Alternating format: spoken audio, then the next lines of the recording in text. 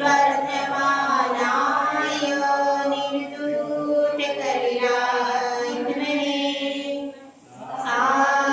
आलोकानां त्रिलोकानां यद्विद्या दर्पणायते। पंच परमेश्वरी भगवान की जय। 1008 श्री कुंतुनाथ भगवान की जय। परम पूज्याचार्य श्री समंतमद रघुवंते की जय। परम पूज्याचार्य श्री आदि सागर महाराज की जय। आचार्य श्री महावीर कीर्ति महाराज की जय। आचार्य श्री विमल सागर महाराज की जय। आचार्य श्री तपस्वी सम्राट सन्मति सागर महाराज की जय। आचार्य गुरुवर सुंदर सागर महाराज की जय। अहिंसा में विश्व धर्म की जय। जिनवाणी माता की जय।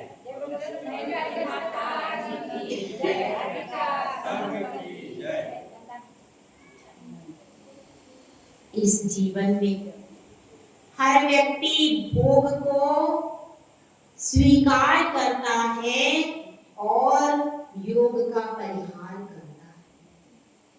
जहां पर साधना की बात आती है तो उस साधना से हम दूर जाना चाहते हैं, और जहां पर भोग की बात आती है तो उन भोगों की सामग्री के प्रति विशेष आकर्षण है।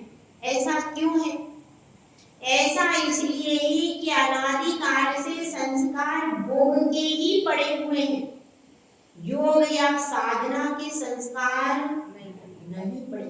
उन संस्कारों को बार बार जागृत किया जाता है। योग के संस्कारों को योगी बार बार जागृत करता है, परंतु फिर भी मन पर अनादि काल का ऐसा संस्कार पड़ा रहता है कि मन फिर भी भोग में बार बार जाने को तैयार हो जाता है।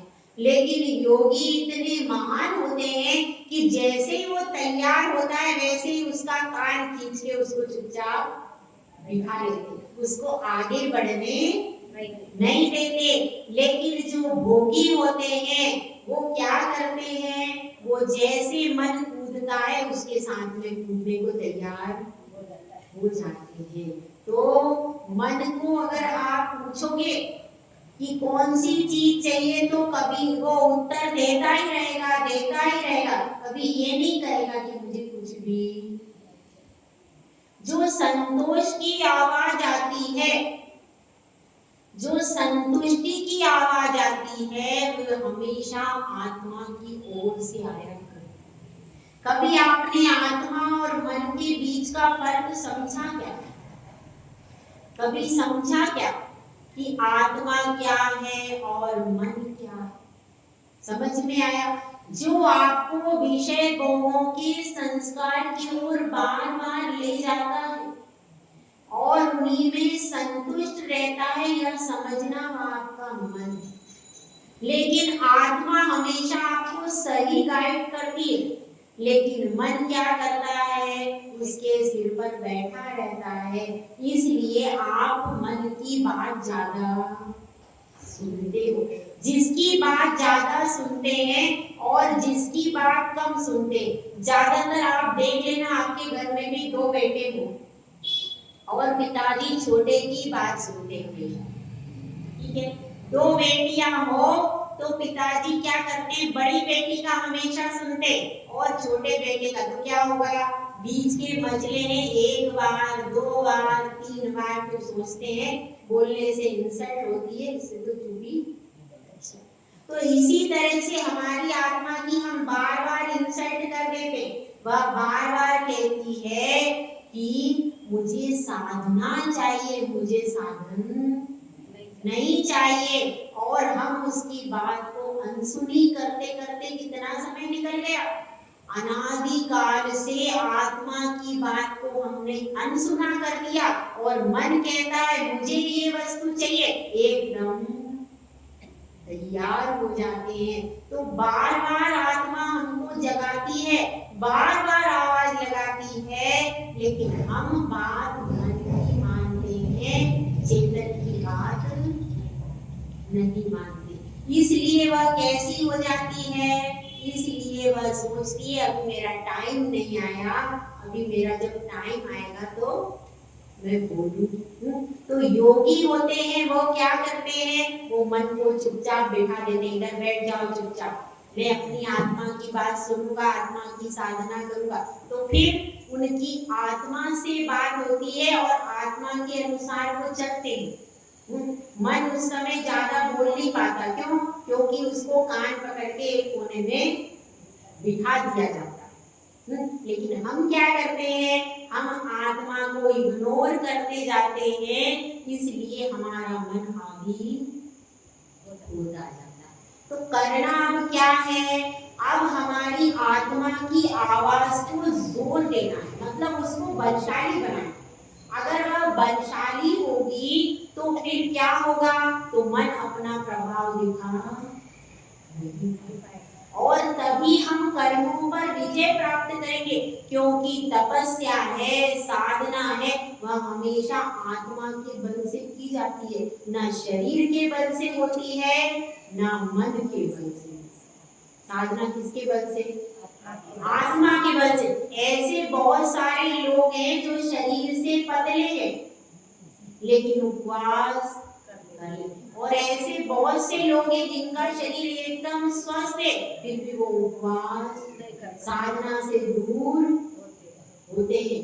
तो जिसका आत्मबल मजबूत होता है वह बड़ी बड़ी साधना भी कर लेता है, और जिसका आत्मबल कमजोर होता है वह साधना को नहीं करता। तो अब अपनी बात चल रही है, किसकी बात है?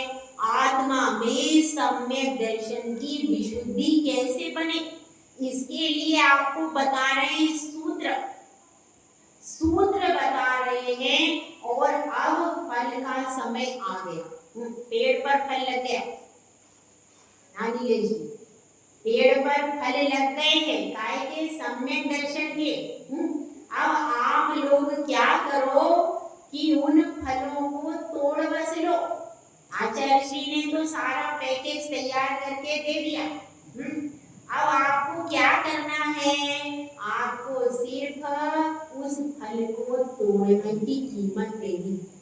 क्या कीमत है भाई फलों को तोड़ने की? क्या चुकाना पड़ेगा? अपने पास जितना भी मिथ्यात्व है वह सारा आप दे दो, और बदले में क्या मिल जाएगा आपको? सम्यक दर्शन रूपी फल दे देंगे। मतलब फालतू कचरे कबाड़े को देकर के आप रत्न ले रहे हो, इससे बढ़कर के कहीं कुछ मिलेगा नहीं। मार्केट में जाओगे जेब से निकालना पड़ेगा तब जाकर के कहीं कोई चीज मिलेगी, लेकिन इतना बड़ा रत्न मिल रहा है और बदले में क्या चाहिए? मिथ्यात्व दे दो आप। जब आप मिथ्यात्व से खाली हो गए, अपने आप वह चमकता हुआ रत्न आएगा और आपकी आत्मा में आकर के बैठ जाएगा। उसकी बस इतनी ही बात है, जिस प्रकार से अंधेरे और किसकी बात होती है? उजाले की। अंधेरा कहता है कि मेरा शत्रु है, मेरे सामने नहीं आता, आप उसको मुझसे दूर कर दो। तो भगवान कहते हैं कैसे दूर कर दूं, तुम कभी उसके सामने नहीं आते। अंधेरा कभी उजाले के सामने नहीं आता, और उजाला जैसे ही आता है अंधेरा धुंध दबा के भाग जाता है। इसी प्रकार से मिथ्यात्व और सम्यक भी साथ में नहीं रह सकते, वो दोनों एक आएगा। कब आएगा? जब आप मिथ्यात्व अपने मन से निकाल दोगे तो सम्यक दर्शन रूपी रत्न आकर के आपके पास में बैठ जाएगा। तो इसलिए हम सबको मिथ्यात्व को निकालना है और सम्यक को ग्रहण करना। यह रत्न सब कुछ देता है, ऐसी कोई चीज नहीं है जो सम्यक दर्शन रूपी रत्न प्रदान नहीं करता।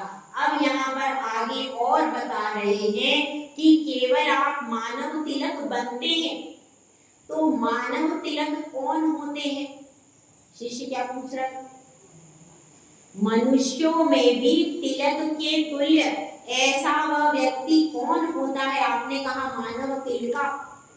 मानव के मस्तक पर तिलक, तो ऐसा वह प्रमुख व्यक्ति कौन होता है, इस बात को यहाँ पर आचार्य परमेष्ठी समझा रहे।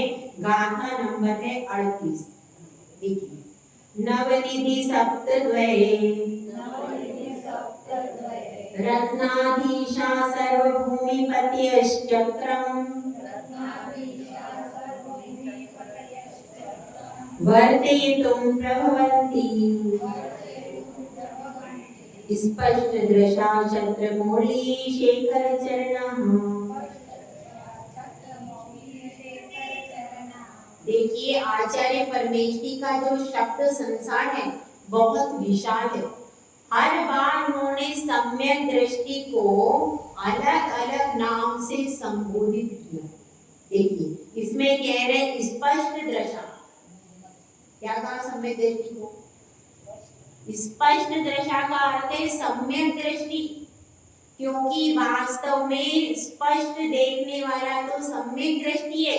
मिथ्या दृष्टि तो वस्तु का यथार्थ स्वरूप देख ही नहीं पाता, जान ही नहीं पाता। इस यथार्थ स्वरूप कौन जानता है? सम्यक दृष्टि। तो यहाँ पर बताया है स्पष्ट दृशा। जो सम्यक दृष्टि जीव होते हैं वो क्या क्या प्राप्त करते हैं? वे प्राप्त करते हैं नौ निधि को। यहाँ पर बात किसकी चल रही है? चक्रवर्ती। क्योंकि मनुष्यों में तिलक स्वरूप कौन होता है? चक्रवर्ती। तो उसी की बात चल रही है। नौ निधियों के स्वामी होते हैं।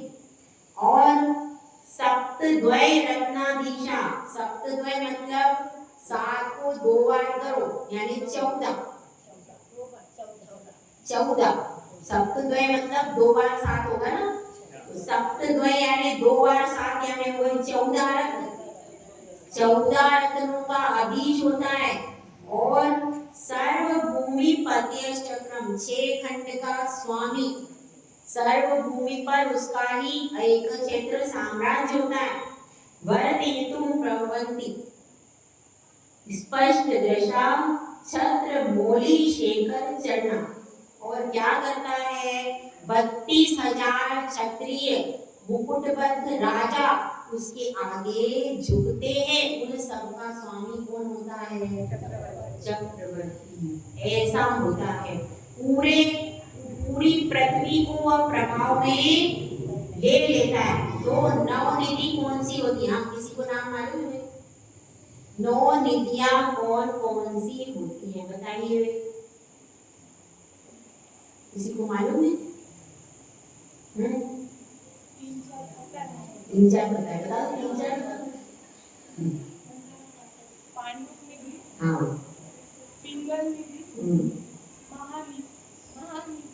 महानिधि तो नहीं है, बस और कोई आती है? चलो बैठ, समझ लीजिए 9 निधियां होती हैं। पहली निधि लिखो काल। काल मतलब क्या? जिसमें ऋतु योग्य द्रव्य मिलता है। जैसे कि अभी गर्मी चल रही है तो पंखा, एसी, तो उसमें हिंसाकारक वस्तुएं नहीं होती हैं। बिल्कुल कैसी? मौसम के अनुकूल। मौसम के अनुकूल, अब जैसे सर्दी है तो आपको कैसे मिलेंगे? मोटे वस्त्र मिलेंगे। और गर्मी है तो उसके अनुकूल जो ऋतु के अनुकूल उससे क्या मिलता है? द्रव्य मिलता है। जैसे ऋतु, वर्षा ऋतु में अलग मिलेगा, जैसे वर्षा ऋतु में छाता मिल जाएगा। जो ऋतु होगी ऋतु के अनुकूल द्रव्य को देता है, उसका नाम क्या है? काल निधि। उसके बाद है महाकाल। महाकाल निधि क्या देती है? बर्तन।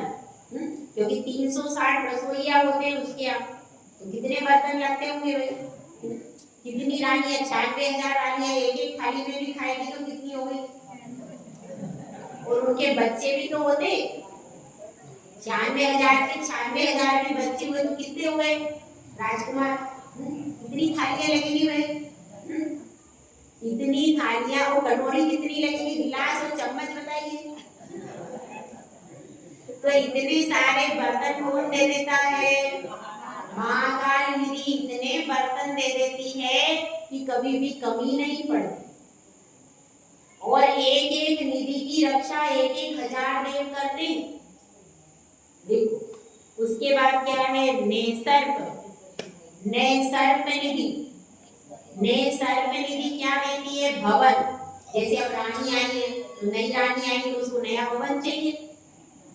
सबके अलग अलग भवन होते हैं भाई, तो सबके अलग अलग भवन बनाते हैं। और तरह तरह से अब जैसे कहीं पर भी भवन का निर्माण करना है तो किसको आज्ञा दे देंगे, नैसर्प निधि को आज्ञा दे देंगे कि जाओ आप भवन का निर्माण करो, वो करके आ जाएंगे। इसके बाद कौन सी है, पांडुप निधि।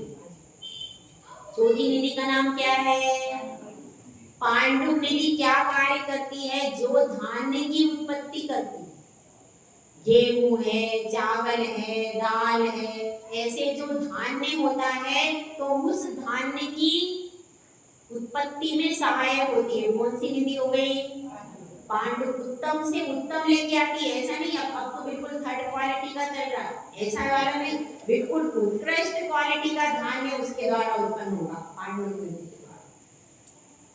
उसके बाद देखिए पद्म निधि। 5वें नंबर की कौन सी हो गई, पद्म निधि का काम क्या है, तरह तरह के सुंदर सुंदर हीरे पन्ने वाले बहुत अच्छे वस्त्र उपलब्ध कराती है। राजाओं के जो वस्त्र, योग्य वस्त्र होते हैं, क्योंकि वो तो सब राजा ही हैं, उनके चक्रवर्ती के जो वस्त्र होंगे कितने सुंदर होंगे, कितने बढ़िया।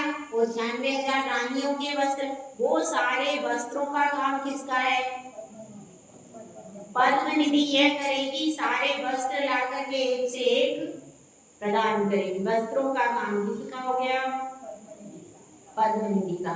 उसके बाद छठी है मानव निधि। मानव भी नाम आता है इसका, मानव निधि। तो मानव निधि का काम क्या है, अब चक्रवर्ती की सेना है तो उसमें हथियार तो चाहिए। बिना हथियार के जैसे क्या क्या होते हैं हथियार, तलवार है, गदा है, धनुष होता है, भाला होता है, ऐसे नाना प्रकार के आयुध होते थे पहले। तो उन सब आयुधों की, उन सब हथियारों की व्यवस्था कौन सी निधि करती है, मानव निधि। सारे हथियारों की व्यवस्था करती है। इसके बाद है पिंगल निधि। तो इतनी सारे राजा भी, राजा स्वयं चक्रवर्ती भी आभूषण पहनते हैं। पहले क्या आपने देखा होगा, कान में कुंडल, गले में हार, ये सब पहनते थे।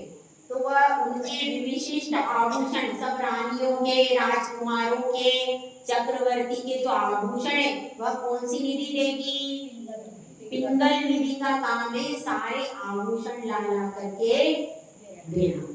और उसके बाद है शंख निधि। शंख निधि का काम क्या है, जैसे शंख में क्या समझते हैं आप, क्या होती है, आवाज होती है विशिष्ट प्रकार की। तो जितने भी वाद्य यंत्रों का काम है, क्योंकि वहां पर क्या होता है, नृत्य गीत भी होते, तरह तरह के नृत्य है, गान है, विधान है, तो उसके लिए बाजों की जरूरत होती है। और उनके लिए भी नाट्यशालाएं आदि होती है उसमें चक्रवर्ती की। तो उन नाट्यशालाओं में अथवा संगीत आदि के लिए तरह तरह के वाद्य यंत्र प्रदान करती है कौन सी निधि, शंख निधि।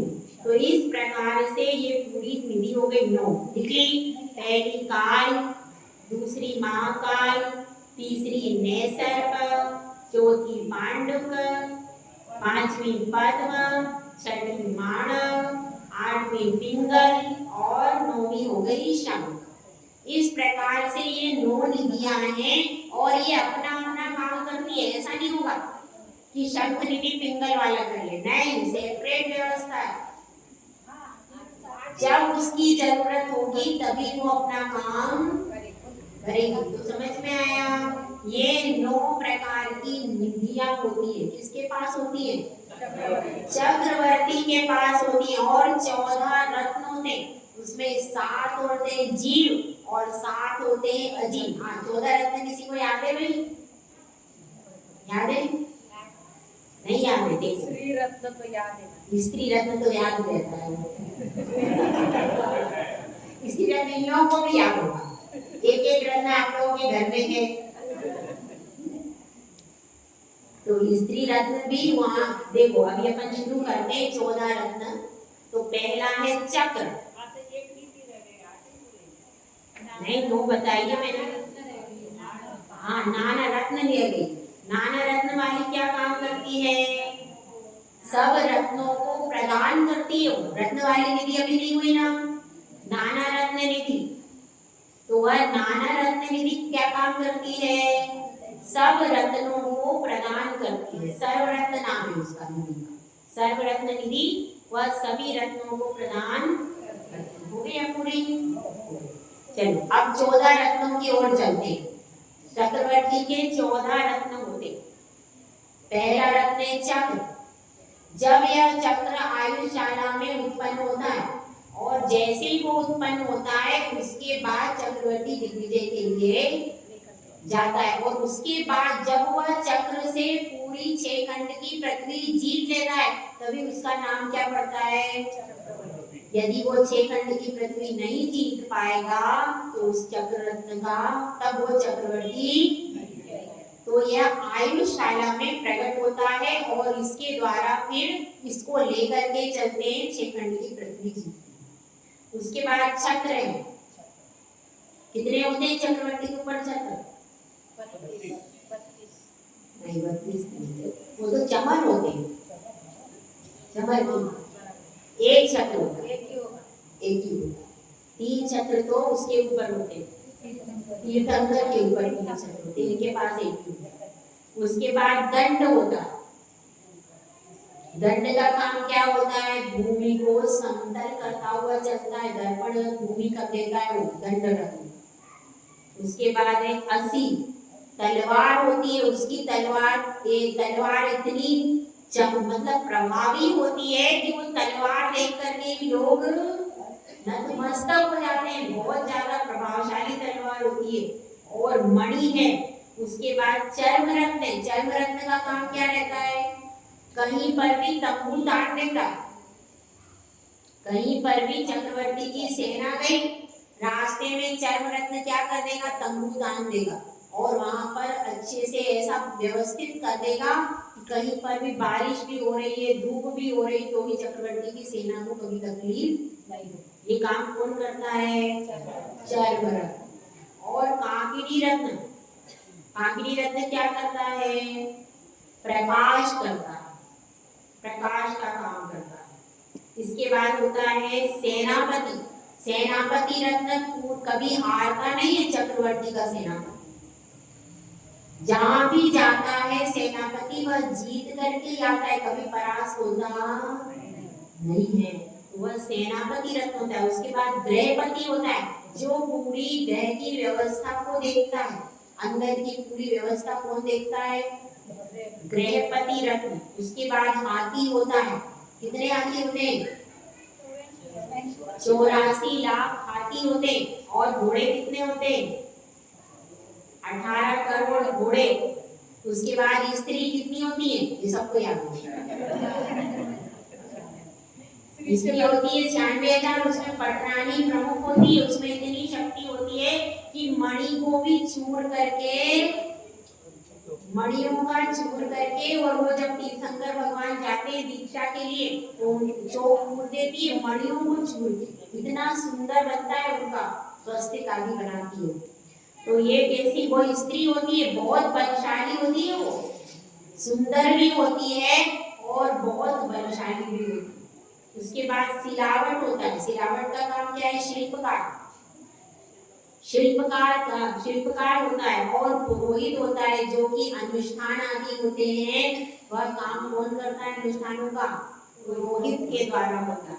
तो इस तरह से यह क्या बात चल रही है? 9 निधि और 14 रत्न किसके पास होते हैं? और चक्रवर्ती सम्यक दृष्टि पहली पर्याय में होता है, वही चक्रवर्ती बनता है। ध्यान रखना, जो मिथ्यात्व सहित चक्रवर्ती नहीं बनता। बाद में भले ही वो मिथ्या दृष्टि हो जाए विषय भोगों में फंस करके, बाद में वो विषय भोगों में फंस करके नरक में चला जाए, वो एक अलग चीज है। लेकिन पहले तो वो जब वो चक्रवर्ती पद में रहते हैं तब तक कैसे रहते हैं? चक्रवर्ती पद जब प्राप्त करते हैं पिछले भाव में वो सब सम्यक दृष्टि होते हैं। यह पद सम्यक दृष्टि को ही मिलता है, लेकिन कोई ऐसा मलान हो जाता है, विषयांत हो जाता है, तो फिर वो जैसे कि चक्रवर्ती भी नरक में चले गए सुबोमान, तो वो चाहते तो उसी भाव से मोक्ष भी जा सकते थे, लेकिन नहीं गए। ठीक है, तो ये चक्रवर्ती पद भी किसको मिलता है? जो सम्यक दृष्टि होता है उसी को मिलता है। यहाँ पर यही बता रहे हैं कि इसकी बहुत महिमा है, इसकी सम्यक दर्शन। अब बताइए, जिसके पास इतना सब कुछ हो जाए उसके पास क्या कमी रहेगी? कोई वैभव की कमी है क्या?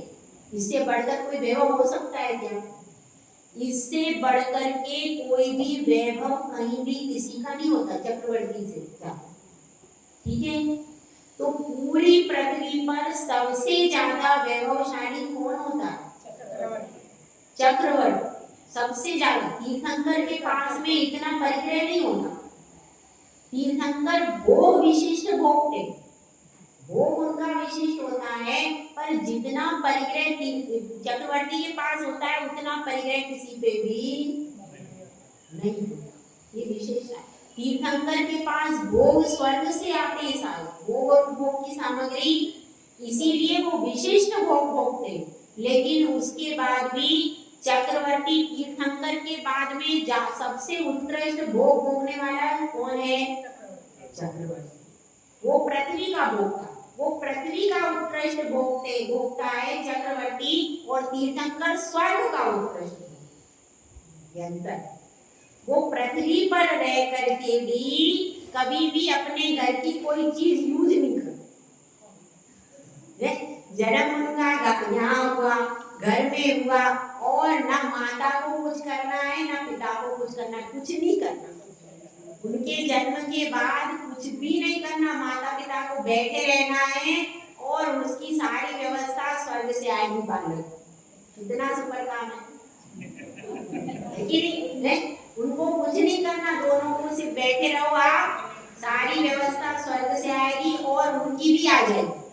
उन लोगों की घर में भी रत्न पहले से बरस जाते, तो वहाँ कोई कमी नहीं रहती। कितना आराम का काम है। उसकी माता को तो बैठने का ही काम रहता है, कुछ भी काम सेवा नहीं करते हैं। सेवा करने वाली और देवियां लगी रहती की सेवा करने के लिए। ऐसा पुण्य होता है, पुण्य भी तो होता है उसका देने का। ठीक है, तो यहाँ अपनी बात यह चल रही है, सम्यक दर्शन से सब कुछ प्राप्त हो जाता है। ऐसी कोई चीज नहीं है जो नहीं मिलती। इसलिए उस सम्यक दर्शन को अपने मन में, अपने हृदय में, अपनी आत्मा में प्रकट करने का पुरुषार्थ करो। जय बोलो आचार्य सुंदर साधु महाराज की।